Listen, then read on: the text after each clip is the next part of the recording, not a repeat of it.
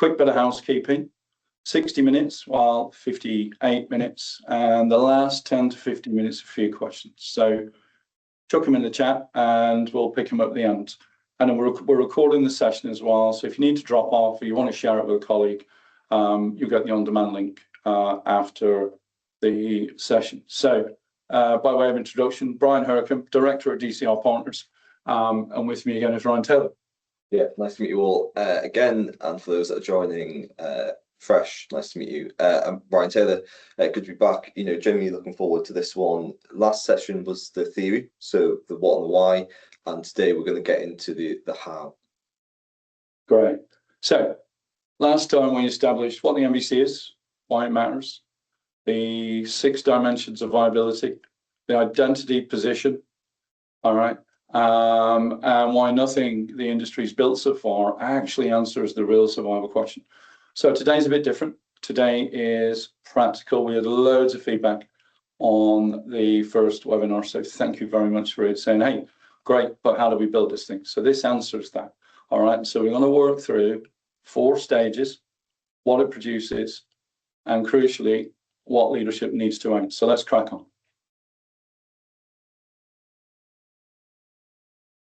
Right, so for those of you with us last time, quick recap. For those joining fresh, this is a foundation for everything that follows. So the starting point is really, really simple. The mission hasn't changed. Every organization exists to do the same 3 things, but the environment that we're delivering that mission in, that's changed fundamentally. Okay. There are 3 parts to every organization's mission, and it doesn't matter which sector you're in. It works for everyone. So we deliver for our customers, so we deliver outcomes. We maintain the operation that delivers that, and we remain viable. Those are the 3 parts of every enterprise mission. Okay, it works in financial services, works in retail, works in manufacturing, all the same. Apply it to your organization, tell me if it doesn't fit. Okay, so the challenge is that the environment has shifted. Okay. So we started life, and I'm far too old now.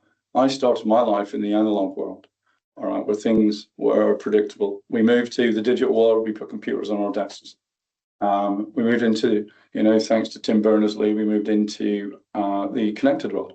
And now we're in what we have termed the dynamic environment, okay?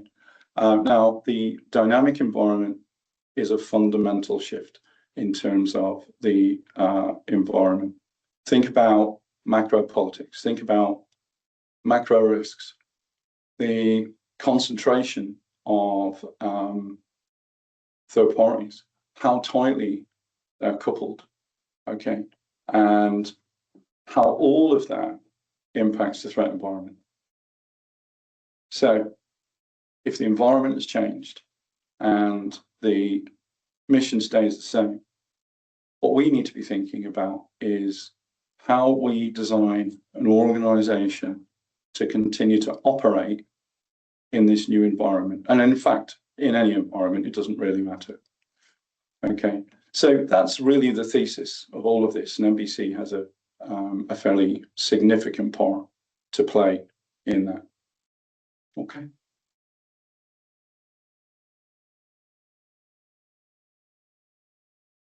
Ryan, over to you. So that's the bit that's changed, right? For decades, those 3 parts of the mission just ran together, right? Operations ran, systems came back when they needed to, and viability, the foundation, looked after itself. Nobody had to think about it. Leadership spread its attention evenly across all 3. That world's gone. We've got AI-driven ransomware, critical third-party concentration, machine speed attacks, supply chain compromise, etc., etc., etc. The list on the slide sort of speaks for itself. The threat environment is fundamentally different, right?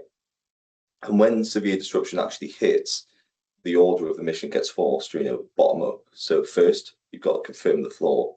Are we still here? On what terms, right? Are we essentially viable? Second, we've got to stabilize the operation. what can we actually run right now? And third, resume the mission, right? What do customers need from us? The order is forced every single time, right? So without viability, there's no operation. Without an operation, there's no service. Viability is no longer something that just happens. It fundamentally has to be held by design. And that's the question that MVC tries to answer. Thanks, Ryan. And for the eagle-eyed amongst you, there are some fairly significant DR so what's in here. Okay, so speaking of DR, let's look at how all of this comes together as a single system within the enterprise.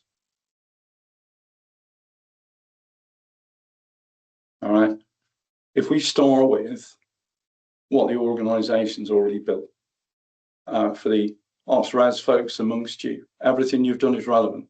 For the BC folks amongst you, still relevant.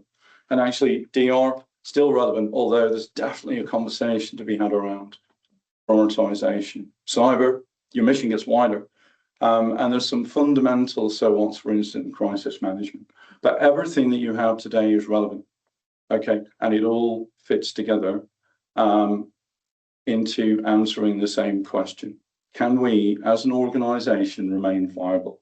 And MVC is all about that particular question. All right. So we take all of those parts together, okay, and we focus today on specifically MVC. Okay. A question I get asked a lot about MVC is about, so you recover to MVC? No, we recover from. So MVC is your survival floor. Okay, we call it level 0. Level 0 being those obligations that you must meet, no argument, no matter what they are. Okay, level 1, your day-to-day obligations. For the financial services folks amongst you, level 2 will be your IBSs and your IBS enabling services, and all the way up to level 5. All right, so level 0 MVC is the survival floor, the absolute minimum across all 6 dimensions and 3 identity positions. I think importantly, as we said last time, it's not reduced operation. Okay, think about you had an accident and you are barely breathing, but you are alive. That's where we are. Okay, so what's below it? Now, somebody said to me the other day, well, you cease to be an organization at that point. All right. Now, I would argue that the answer is probably regulatory intervention, right? The regulator said, hey, you know, what have you done? But here's the point. Once you define your floor, once you're clear what your organization's level 0 priorities are, we're going to talk about this a bit more. Everything else in the organization can be prioritized. Okay. Your DR sequence, your service recovery, continuity plans, resource allocations, all right. All of it gains a reference point. But without the floor defined, every one of those prioritization decisions is made blind. Okay, so MVC is priority 0, the absolute floor. It's not about delivering services. It's about remaining viable as an organization. And if you cannot remain viable, you cannot deliver any services, full stop. Right, so we know what it is. The question now is, how do you build yours? And I say yours on purpose because it is particular to your organization. All right. And this is where most organizations get stuck. Not because they don't get it, the logic's fairly clear and fairly straightforward, but because it's been a structured way to get from, yes, we need this, to we actually have it. And that's what today is about. But before we dive in, let's be honest about where you're starting from, because it's not a blank canvas. Every organization in this room has done significant work already. Resilience mapping, impact assessments, board reporting, continuity recovery plans. All right. All of that is genuine investment and it's genuinely valuable. When we build these for clients, we have a list of documents that must run to 60 documents. Yeah. Think ICAP, think ILAP, if your financial services, recoverability, resolvability, BC plans, IBS mappings, all of it. Okay, everything that you have is relevant. What you don't have today is the lens. All right, and this stuff is scattered across your organization. Okay, what's missing isn't the pieces. As I said, it's the lens, the floor itself. Nobody has defined it. Right. Cool, thanks. So if you just think about this in its entirety then, so how do you get from understanding what your MVC is to actually operating it, right? And we think there's sort of 4 clear high-level steps that you need to go through, right? So in effect, it runs through 4 phases. We've got define, design, build, and operate. Each one produces something the board can use at each stage. You know, how long it takes depends on your organization, your size, your sector, etc., and the complexity that you're starting from. And if you think about the first one, define, this is arguably one of the most important ones. It's about establishing the floor of your organization. Design is about working out what each survival capability should look like in practice under MVC. Build is about actually building it and testing it rigorously. And operate is about keeping it alive permanently, right? Because this is not a project that finishes, right? It's not something that you start and complete and sits in a drawer or a document. This is something that needs to be actively managed, understood, and reported on a continuous basis. So I think the key thing to hear now is, you don't have to wait years until you have something tangible and real. Phase 1, define, gives you something and gives the board something that they've never had before, right? And the latter phases raise that standard.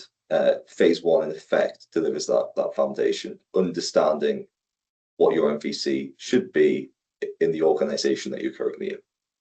Thanks, Ron. Let's dive into phase 1. All right. Now, there's a bunch of stuff underneath this, but fundamentally, phase 1 answers 3 questions. Okay. So step 1 is understanding what you must deliver in your MVC. Now, we've talked a bit about this already, okay, but we're just going to dive into it just a little bit more. But before we do that, let's run through the other 2 pieces. So what is it that MVC needs to do for your organization? For most organizations, it's similar, but not the same. All right. And there's a risk appetite question in there as well. The second part that we do with clients is, how do you deliver those capabilities today? All right. And how would you deliver them under duress? Okay. And then the third part is understanding the gap between the 2. So phase 1 essentially gives your organization everything it needs to make a decision in terms of, do we move forward with this? And what you end up with is, when we talk about the gap, there's a bunch of things where the gaps are really, really small. And you say, actually, do you know what? We're just going to fold that into X, Y, Z program of work. And some of them are much larger in terms of where you are and where you need to be, and might need a separate program or project all by themselves. All right. But let's just dive into phase 1, step 1 of phase 1 just for a second. And I'll just walk you through top to bottom how we get there. Okay, so step 1 is about identifying what needs to be delivered. Okay, think about any project that you've ever done. This is your requirements gallery. All right, so what we're going to do is walk you through top to bottom how we do it and how we think about it, so that you have a clear view. Okay, well, now we've simplified a lot of it, but let's just work through that. Okay. So this is all about your legal, statutory, and regulatory obligations. Not all of them. Okay. It's about the ones that you absolutely must continue to deliver. And we start right at the top, okay, with 2 parts. Number 1, so the 6 things on the right-hand side, all right? What are your statutory drivers? Now, per organization, these will change. Financial services, much more detailed, very, very specific. Retail, less regulated. Manufacturing, differently regulated, okay? But fundamentally, they all sit inside those 6 buckets. But in conjunction with that, the other question, as we talked about in the last webinar, is around Identity. I mean, so what, right? Actually, it becomes really, really important. If we think about how do we want to present ourselves in a situation where we've been under duress for 4 months, okay? And actually, it's a bit of a proxy for risk appetite. So we take those together and we work through them. And what you end up with is a clear set of survival conditions, okay? Now, you'll end up with somewhere around 20 to 30 of them, but don't be frightened, don't worry, okay? What we then do is we take those, because they're quite dense, quite difficult to read, okay? Give you an example of a survival condition, financial services, continually understand your liquidity position, okay? We group those together into survival objectives. So this is the first time they become legible. And this is something you can communicate to the board and say, hey, listen, we have a dozen survival objectives. And underneath these, we have 20 to 30 survival conditions, okay? For each of those survival conditions, back to what's in step 2, right? What are the capabilities that deliver it today? What do you need to deliver it? Is it your core banking platform? As an example, is it your CRM? Okay. Is it a bunch of things? You'll find it's a bunch of things. And then the level under that, for all of you ops-res folks, you'll understand this. This is exactly the same logic. We decompose that into resource pillars. Okay. Now, in ops-res, there are 6. Okay. We have 7. All right. And the 7th one is logistics. A couple of reasons for that, right? This is because it works outside financial services. But the other point is you might end up bussing people around the place. So you might need to think about logistics. Okay. So once we understand in detail all the way from what are our statutory drivers, who do we want to be, what are the survival conditions that fall out of that, which ones are mandatory, absolutely mandatory, must do them, level 0. And then essentially, how do we deliver them today? Okay, we look at those across 9 different dimensions, and you can see them at the bottom of the screen. I give you a few, periodicity. How often do you have to do the thing that it says in the survival condition? All right, financial services, report on members' balances, be a good example. Right? Now, this is important because it has a fundamental impact on your architecture. If you have to report on members' balances weekly, one might argue that you can do that with pen and paper. All right. What I would say is the persistence window for your MVC needs to be 6 months, so maybe it's not pen and paper. But my point is it's easier, okay, in terms of how you do it. If you have to report weekly, it starts to get a little bit more tricky from an architecture perspective. Daily, even more so. Continuously, even more so. And actually, what you'll end up doing is making choices across these that balance what you're required to do with actually what your architecture can do. All right, all the way through to format specificity, easy for you to say. All right, and you can see the 9 across the bottom, and we consider all of those. All right, the next part that goes with that is we're sign owners. Right. Each of these survival conditions will be owned in the organization. Really, really important. When we first start having conversations with people about this, so, yeah, no problem, we can do X, we can do Y, we can do Z. The minute you tell them that they own it and they're responsible for it, the conversation changes, right? Because what we want to know is the spectrum in which they operate. So if we take liquidity, what I want to know is, what is your daily position? What is okay? What is green? Okay. The next question I'm going to ask is, what is absolutely no? Okay. What can you not ever drop below and why? That's black, breach. And what we can do is calibrate between green and black for each of these. Okay. And that gives us a really good set of metrics to understand where the organization is, and we can track towards those. Okay, and we can understand the direction and the velocity of change. Are the metrics going down or are they coming back up? Okay, for each of those.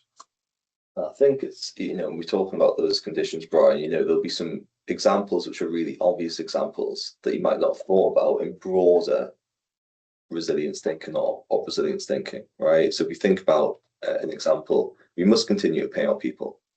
Well, in a typical sort of severe but plausible scenario where you've maybe modeled a maximum disruption time of 1, 2, 3 weeks, that becomes less of an issue, right? But if we're talking 3 months down the line, 4 months into a cyber attack, whatever that might be, we must continue to pay our people becomes a really important condition. How do you do that, right? And I think some of those examples that are really important to bring out at this stage, because they're examples that won't have been thought about in the work that we've already mentioned, such as resilience and all recovery planning, all that sort of stuff. Ryan, I think you're spot on, and I think it's worth just pausing on that. So these survival conditions, these are things that we must do. Okay, so we must continue to pay our people, but actually it's how we also steer the ship. Okay, if we understand across all of our survival metrics what green is and where black is, right, we can steer, right? And what we may choose to do is rob Peter to pay Paul. But actually, what it also forces, and this does get quite uncomfortable for boards, is some really difficult trade-off conversations. Let's take Ryan's example. We must continue to pay our people. Okay. Actually, what you would probably say 4 or 5 months into a sustained event is we will continue to pay our people until our reserves reach amber. And then these are the parts of the organization that would not be required. Okay. Or we will continue to pay our suppliers until our reserves are in yellow. Okay. And these are the difficult trade-off conversations that need to happen ahead of time. And the whole point of minimum viable company is essentially decision support. It's to allow the organization to have these conversations ahead of time. All right. And make choices while the sun is shining on a Tuesday afternoon, not at 3 o'clock in the morning in the rain when the gold commander is sweating. Right.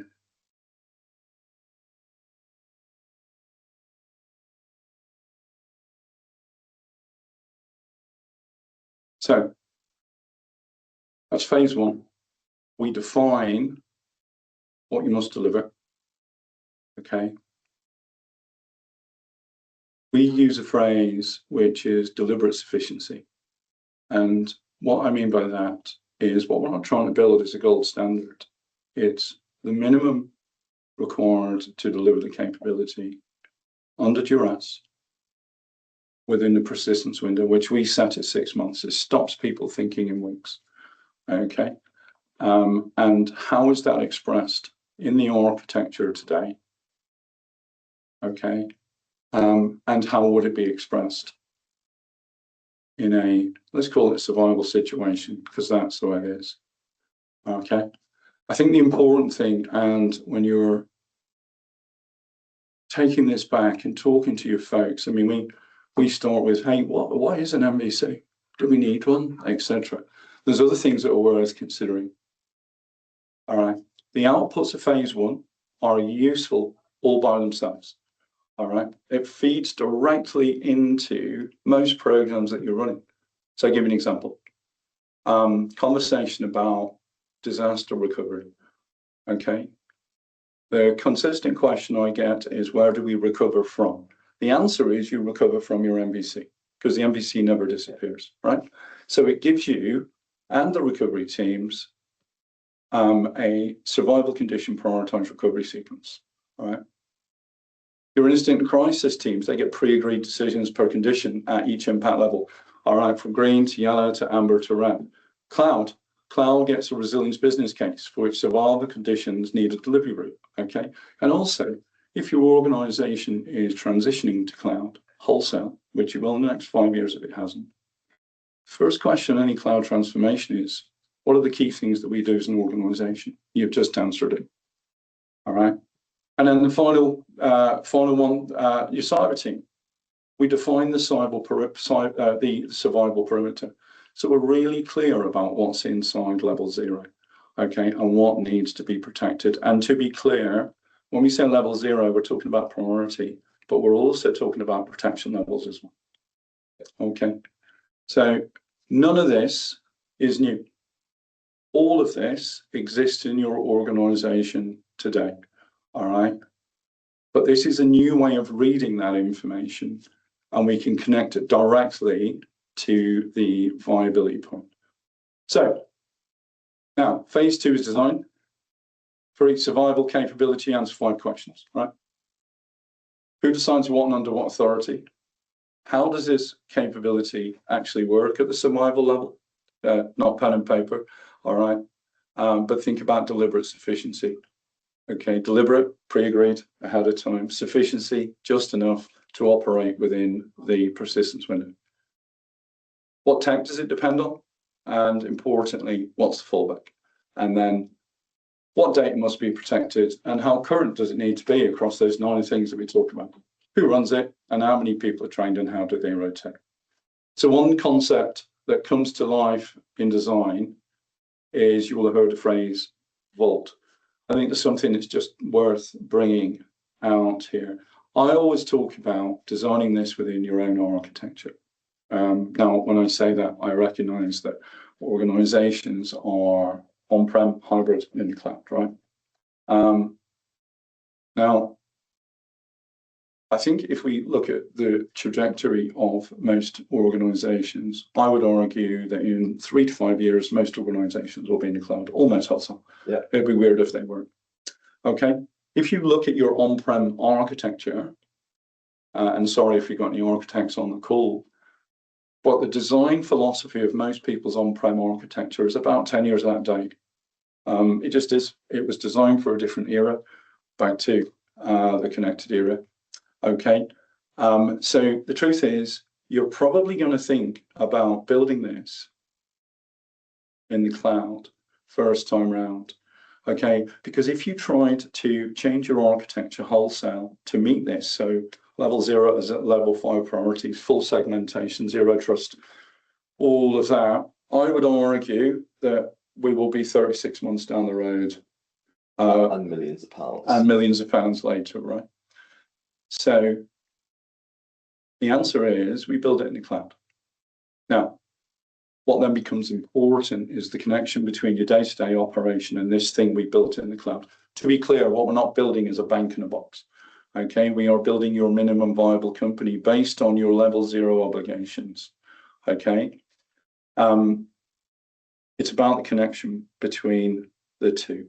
You'll have heard the concept of a vault before, but essentially, in very, very simple terms, what we need to do is, at an agreed periodicity, let's say every 24 hours, the organization exports a copy of its operational data, its balances for the day, recovery information that it may or may not require, okay? And it exports it to a vault. Now, importantly, the other side of this, the MVC is always live. It's always operating, okay? So the MVC then has to go get a copy of that. So at very worst, should you need to move to MVC at pace, the worst you're going to have is the data available to it's 24 hours out of date. If we think about disaster recovery, okay, and you look at the data today, the average time in the dark period, so that's between the organization either going down, being taken down, okay, or declining gracefully, and then recovery is 40 days, okay? But we're able to switch to MVC at pace with data that is no more than 24 hours out of date, okay? And not everything needs building at once. When you look at the list of things, right, there's a whole bunch of must do, should do's, could do's, and can defers as you work through that. Okay, so it allows you to have an honest conversation about what needs to be built, when, why, and in what order. Cool. Right. Phase 3, which is build, right? So Brian's just covered basically the design, and design phases. Now this is really where you get into the nuts and bolts. So what you're practically going to build over the next 12, 18, 24 months. And the structure is deliberately tiered, right? So bronze, silver, and gold, each one can, each one is complete for that tier. So you can get to a bronze level, right? And you can run an MVC from bronze. And then you make a further investment decision of whether you go with silver and again for gold. And realistically, bronze you could do in 12 to 15 months, right? That's everything Brian's just described. So manual processes, core capabilities in place, the vault built and protected, name people with backups, basic monitoring to those survival conditions that Brian referenced. 100% a commitment and hard work to get there, but absolutely achievable within that time period. If we think about silver, 18 to 24 months, better tooling, faster switchover, semi-automated reporting, backup providers arranged and less strain on people and manual processes. Again, very achievable within that time frame, depending on investment appetite.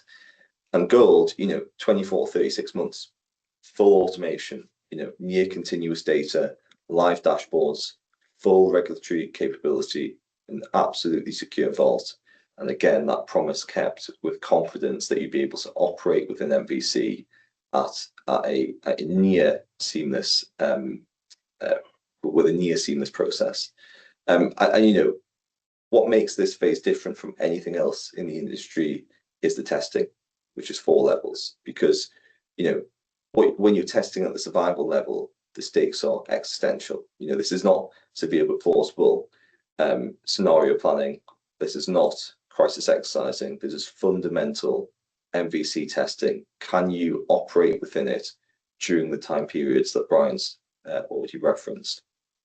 When we think about level 1, well, does it exist? Is the capability actually in place? Level 2, does it work under normal conditions? Level 3, does it work under stress? Systems down, suppliers gone, the environment getting worse. Level 4, does it work for 6 months? That period that we've already mentioned. Again, not a tabletop, not a walkthrough. Can your organization actually sustain this capability at the survival floor for the full planning period, right? Most testing in the industry stops well before we get to level 4. We never test to the point of going beyond 2, 3, 4 weeks, and MVC forces you to test up to 6 months, and that's the difference. Thanks. So phase 4. So phase 4 is operate, the most important phase because it never ends. We were always trying to get here, right? We say this more and more these days. So cyber say the same thing. It's not a project, it's continual. MVC isn't a project, all right? There is no go live date after which you're done. It's something that leadership would need to govern permanently, right? 3 things to keep it alive. First, continuous monitoring. 5 states, green, normal, yellow, early, drifting. We've talked through these. All right, red at MVC. Survival mode, pre-agreed actions executing. Perhaps just for a second, let's talk about how that relates to crisis management, okay? As you go through this, can you see, I hope you can see, all right, so green is your normal day-to-day operation. Black is breach, that's your flaw, okay? Red is MVC. Now, if you relate that to the impact levels in your organization, some organizations have 3 and then they confuse terminology by talking about gold, silver, bronze. Same thing, all right? So your survival conditions descend from green to yellow. One does, many do, they interact with each other, we reach yellow. That's a bronze level conversation. Yeah. Okay. They go further to amber, that's a silver conversation.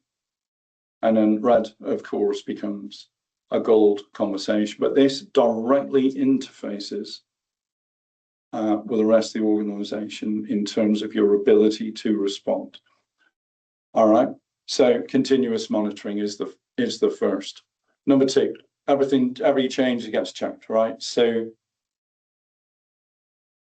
change management is one of the most disruptive and dangerous things in any organization if poorly governed.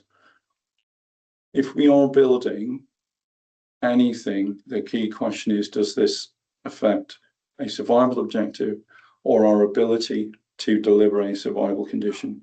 If that change does, it must be escalated.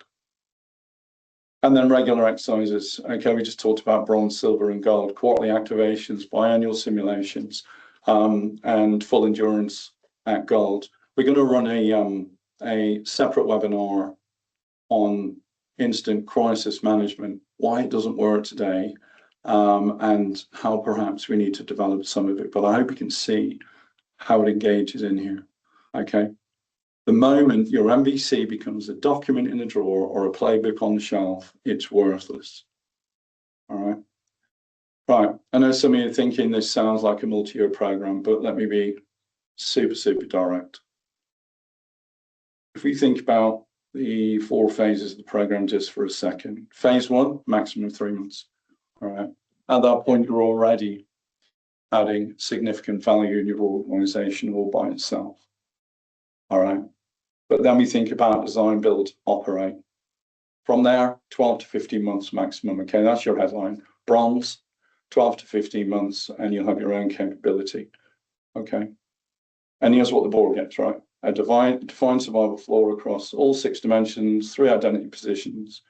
Survival objectives are measurable, owned, and board readable. Warning levels within pre-agreed actions at each crossing with pre-agreed decision points all the way through. And an integrated view that your organization has never had before. And it's a position that you can explain to a regulator with confidence. Although, conversation yesterday, the regulator is not asking for this. The regulator, I don't think, will ever specifically say you must have MVC. Okay. But what they do say is that we need you to be able to operate through disruption. And this is how you do it. Okay. And at that critical point, bronze is not half finished. It's complete for bronze. The survival objectives are calibrated to bronze, what can actually deliver. And then over time, you can raise the standard. Silver, 18 to 24 months, better tools, better automation, less strain on people. Gold, perhaps at 24 to 36 months, full automation, live dashboards, full rank capability. Okay. But let's be clear, the point here isn't that everyone needs gold. The point is that you need bronze, right? And it needs to be real, complete, and defensible, and that is your starting position. I suppose that takes us on to practically how do you start then, right? You know, it's all well and good of sitting here and saying, you know, you need a 12 to 15 month program, right? It's easy for us to say, but what do you actually do next week, next month? And how can you make those small initial steps, right? So I think our viewers, you know, get the right people in the room, you know, and I mean the right people, you know, your directors of finance, ops, technology, cyber, legal, comms, risk, etc. You know, the people that actually know the organization, understands how it operates and where the vulnerability sits. You know, this isn't about getting new committees together or starting a whole new project initially. It's about getting the right people in the room who know the organization, know the obligations, its architecture, and the weak points. You can walk through those 6 dimensions of viability that Brian mentioned earlier, right? And those 3 identity positions.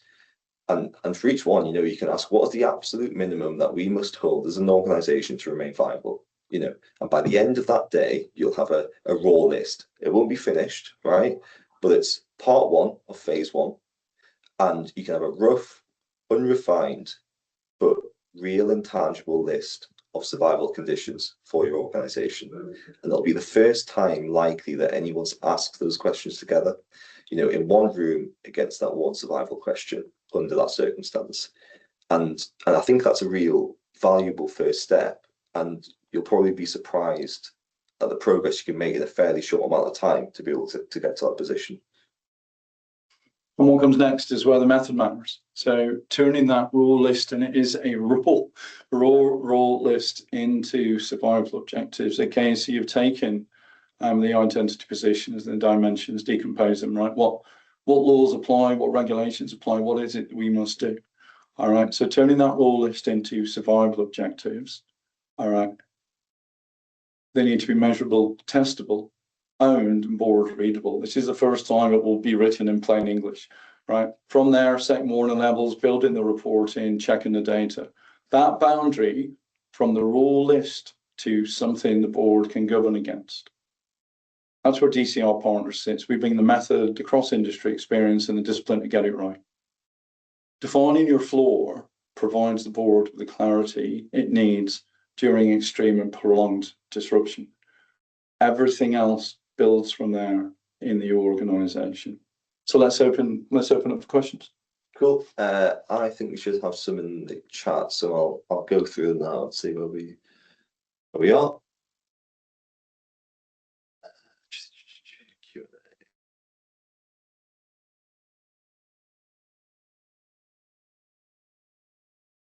Okay, cool. What's the difference between an organization at bronze and one that hasn't started? Great question. I mean, an organization that hasn't started. So bronze is your baseline capability to deliver your mandatory obligations across those 6 dimensions, right?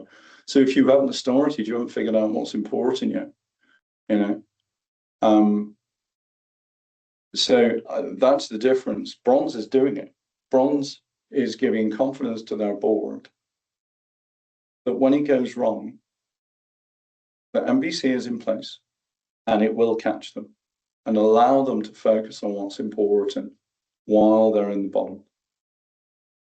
Right, one for you, Ryan. How long before you know whether your survival objectives are right? Yeah, so we spoke about, getting the right people in the room, understanding what those conditions are, going through those dimensions, right, and getting down to a list of objectives, right, survival objectives for your organization, right, and that's the rough list. Well, those have all got to be validated, right? So it takes slightly longer. You go through your organization, and again, it's about being ruthless with what those conditions actually are and what you must do in an MVC scenario. So I would say it's a period of validation. It's probably no longer than 2 months going around the organization, getting the right people to look at it in detail and to validate. But this isn't a long process. The hard work is that initial session and getting a rough list together. Right? Validating it is easy, right? And there will be some trade-offs and there will be some disagreement across the organization, and that happens with anything, right? But it's probably no longer than 2 months. Do you agree? Right. Yeah, no, I think so. And be prepared to veer and haul with these, right? Yeah. What you'll find is at the operational level, you will have a view. And you'll take them to your exco and they will have a slightly different view. And some of that's based on risk appetite and some it's based on trade-offs. And then the board will have different views. Always do, I think we've got another one that's in. What's the first conversation the board should have after this session? Great question. I think that every board exco should be asking themselves exactly the same question. Are we confident today that in the event of a high impact, I'm going to call it an event, I don't want to say incident or crisis, are we confident that we can continue to meet all 3 parts of the mission? Can we, A, deliver our outcomes, B, maintain the operation, and C, remain viable? That's where I would start, and be careful of false confidence. Yeah, we can do that. All right. And it's probably not a board conversation, to be fair. It's probably a heads-off conversation. Isn't it? Yeah. Are we confident that we could continue to deliver our outcomes for financial services, they're called IBSs, maintain our operation and remain viable come what may? All right. So this isn't about designing for a disruption. This is about accepting that we operate in a disrupted world, and therefore we must design to operate and deliver our mission through any condition. So that for me is the first conversation. I think it has to be a really honest conversation. And I would argue the answer to that I don't think many organisations, if any, would be fully confident they'd be able to weather the circumstances or the events that we've seen in the past 12 months with some of these large organisations. I think a lot of organisations would struggle, and that's why MVC is becoming the topic of conversation most recently. What I see in most organisations is, so we call it the institutional floor, right? The piece under red, the black piece, where you have your statutory, legal and regulatory obligations. In an extreme event, think AI-driven ransomware rampaging through your environment at pace. 90 minutes, by the way, is the answer. That's how long. What I see mostly is organizations so focused on fighting the near battle. All right, so dealing with this ransomware. No, this could be days, and it could be weeks. Jail Harbor offline for 46 days. Yeah. Right. That all of the focus is here.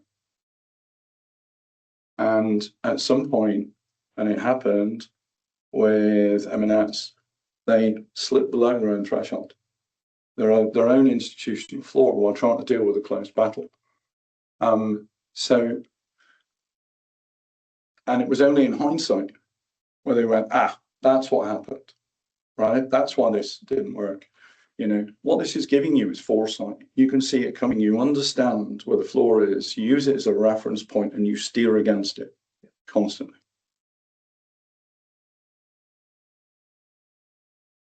I think we're done for questions.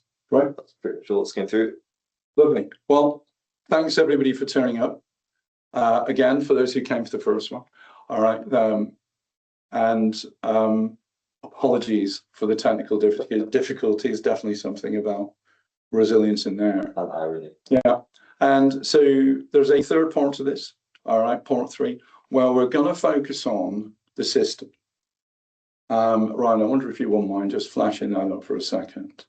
All right. And it's about how all of this fits together. Right. We've talked about pieces of it. We're going to talk about all of it.